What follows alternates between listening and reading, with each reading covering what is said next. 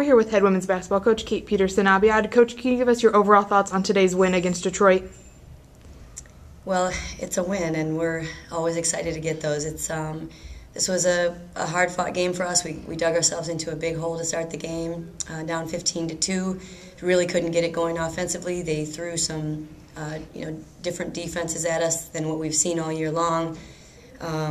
And actually, even though we had prepared for it, we had just one day to prepare. So it took us a while to get into the flow of playing against their triangle and two. And then I thought that we sort of started to find other ways to generate offense. We started pushing the ball in transition, got ourselves going that way. We weren't shooting the ball very well from the perimeter, so we started attacking the basket more and getting the transition baskets, which really jump-started our runs. We shot the ball much better in the second half. I thought that we looked much better in sync, I guess, is what I would say, in the second half. And although the game went back and forth, and this is the way, as we've said, it will be with each of our opponents, it's just going to come down to that last stretch. And as long as we keep doing enough to get that win, and learning from the mistakes that we make in these games, I'm hoping that we'll just continue to move forward. But I'm really proud of the kids and really glad to get away with that win. Alexis Eccles finished with 12 points and 13 rebounds, her third double-double this year. Can you talk about her performance? Well, number one, she was able to stay on the floor. I mean, she's been in foul trouble a lot. I thought she played with confidence, and she didn't play tentatively, which obviously helps us.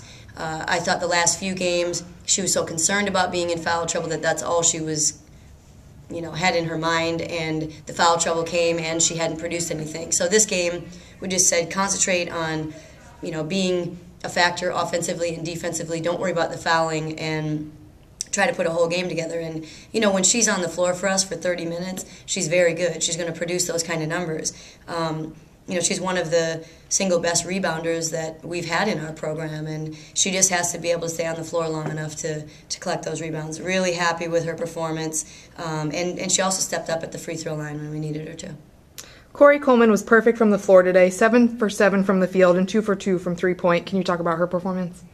Corey was one of the players they were defending in this triangle and two, and in the beginning we were having trouble getting her touches, and I thought this may have been one of Corey's best games as far as working without the ball, like working hard without the ball. Corey can make things happen when she has the ball, but this game she had to work hard to earn the ball. And when she did, I thought that she did work very hard, and she just continued that into her offense once she received it. She got some great looks at the basket. She attacked the basket, and when she found herself open, really only twice behind the three-point line, she knocked those shots down. I thought it was a tremendous performance by Corey today. Next up, you host a tough Green Bay squad. Can you talk about your game plan moving forward? Don't have a game plan yet because I haven't had a chance to begin, breaking down for Green Bay. But obviously, the best team in our league at this point, and it's going to be a difficult game. We've got to be right on offensively and defensively. So we will look at the things that I think may be troublesome to us and try to come up with a game plan. And we have, luckily, several days to prepare, so we'll be ready to go. Thank you very much. Thanks.